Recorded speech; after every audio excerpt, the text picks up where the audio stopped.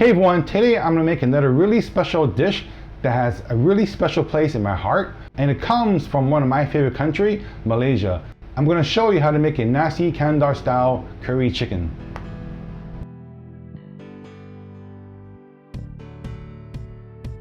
And here are all the ingredients. I managed to fit it all under the camera. Right here I have 800 grams of chicken thighs and chicken legs. I know it's a lot, but it's gonna feed me for at least like 2 days. So I have like 2 drumsticks and I had about 3 chicken thighs. The chicken thighs, I chopped it in half. That's why it looks like there's a lot. And I left the bones in the chickens, okay? And then for the seasoning, I have 3 tablespoons of curry powder and 2 tablespoons of chili powder. And if you notice, my chili powder is a little bit dark. That's because I'm using organic chili powder. Because for this, they usually use a bright reddish orange chili powder. And then for the rest of the aromatic, I have 1 cinnamon stick. This is about 2.5 inches.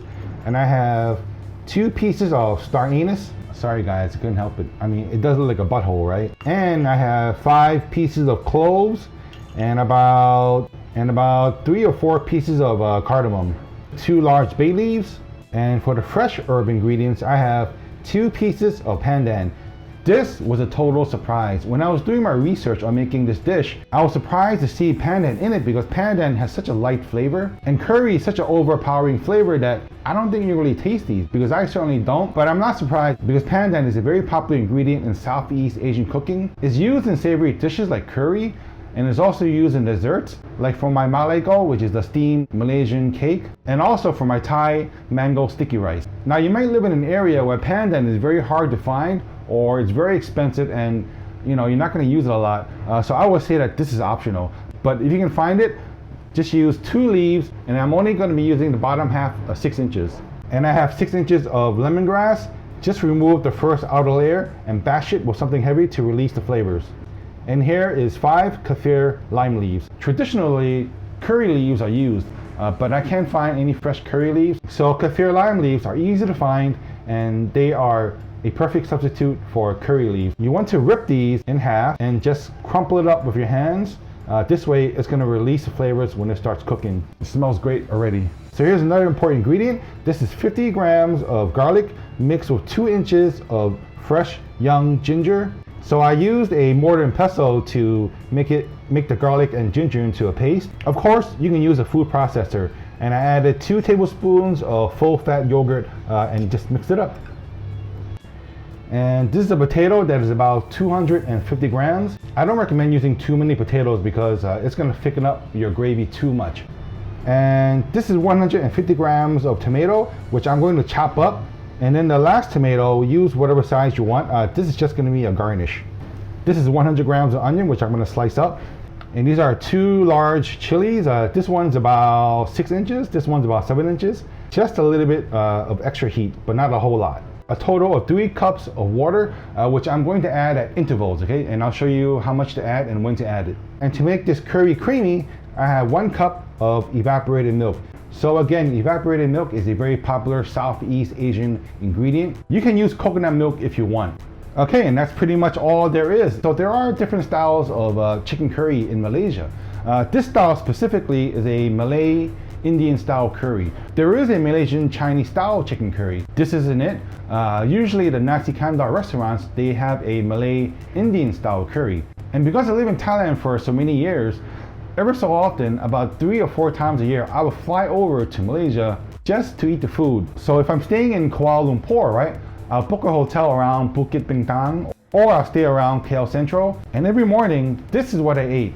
And I am a bit of an oddball because in the morning times, they don't really eat chicken curry, especially with roti canai or even naan bread. But they see me, they remember me, and they know that I'm a tourist, so they humor me, they'll make me whatever I order. So I would enjoy this with a cup of hot halea with milk. Okay, so there's not much else to do, so I'm just going to peel my potato as well as chop it up.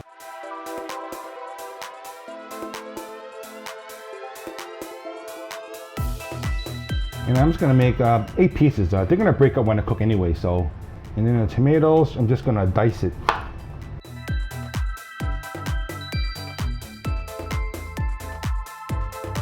All right, and my tomatoes are chopped.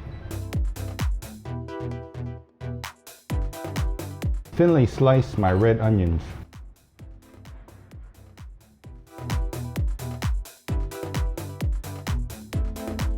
So that's done. Just gonna slice up my chili in half.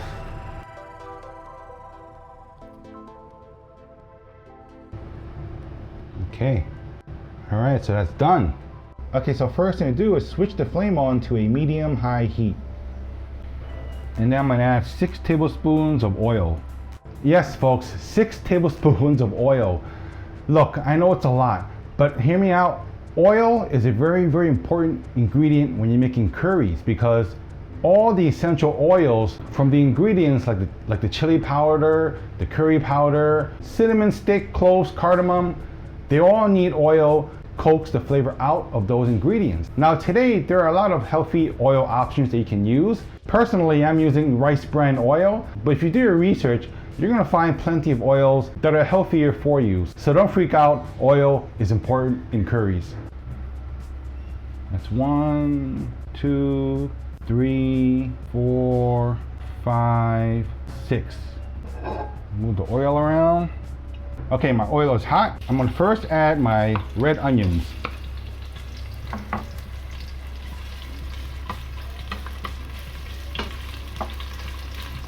I'm gonna break those up.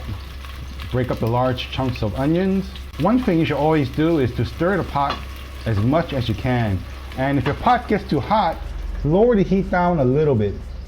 Okay, when my onions start turning translucent, I'm gonna add my star anise, my cardamom, cloves, and the cinnamon stick.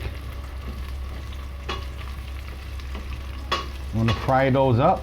And when you smell the ingredients that you just added in, throw in the lemongrass, pandan leaves, and the kaffir lime leaves. Just give it one last squeeze to release the flavors, and then throw it in. Give it a stir.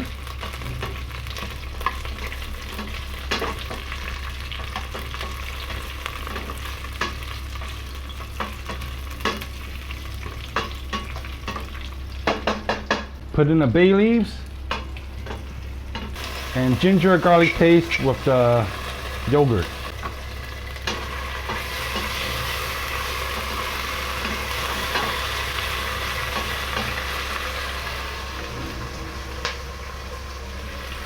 I'm gonna lower the heat a little bit.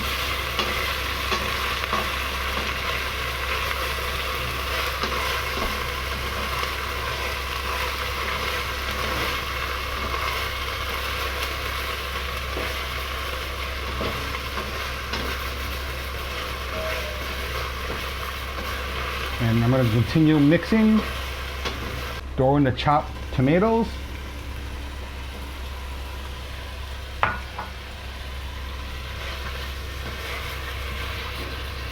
Stir and scrape the bottom of the pan. Don't let anything burn on the bottom of the pan, okay? All right, looking good. Now we add in the spice mix.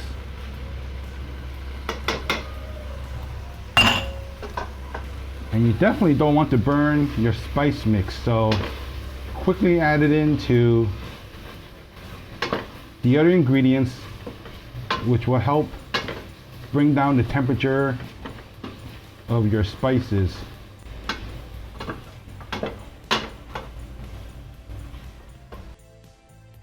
And then next, add 1 cup of room temperature water.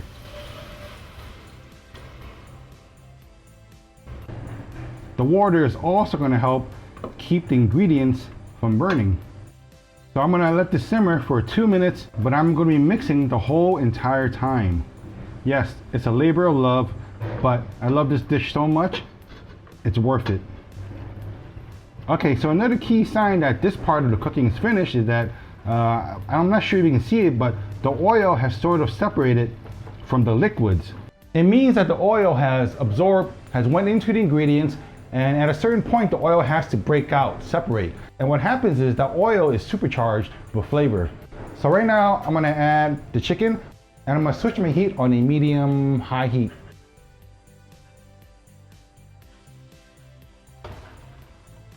So right now I'm going to make sure that all the chicken is thoroughly covered with the curry. And now I'm gonna add 2 cups of room temperature water.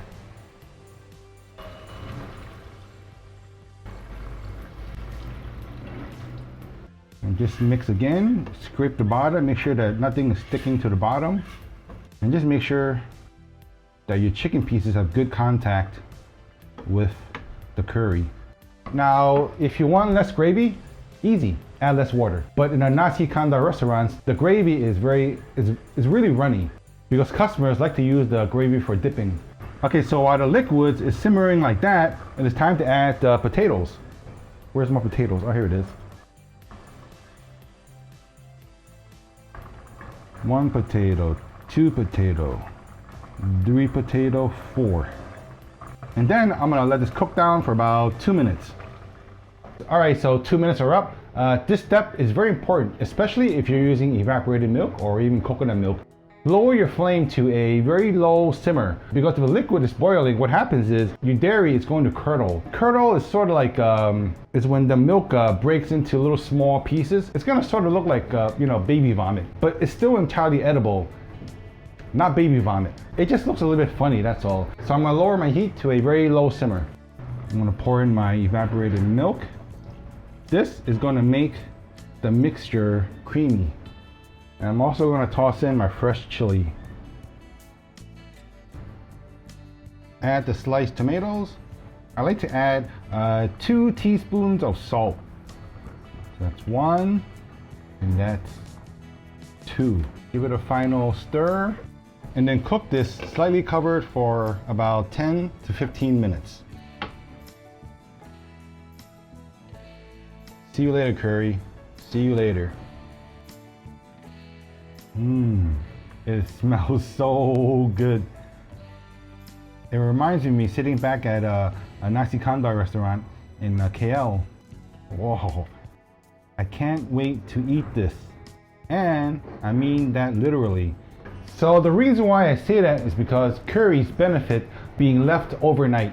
It gives time for the chicken and all the ingredients to fully meld with the spices and the herbs. So what I do is I wait until my pot completely cools down, and then I put all my chicken curry into a bowl and leave it in the fridge for overnight. But it's cool because I'm not sure what I'm going to eat my curry with. So I might follow up with a garlic naan recipe or a roti canai tomorrow. Again, I don't know what I'll be making next. You'll see in my next video. But for all of you, if you can't wait, I'm not judging you. This will go over great with rice or even with just some bread. Take care, thank you for watching, and I'll see you in the next video.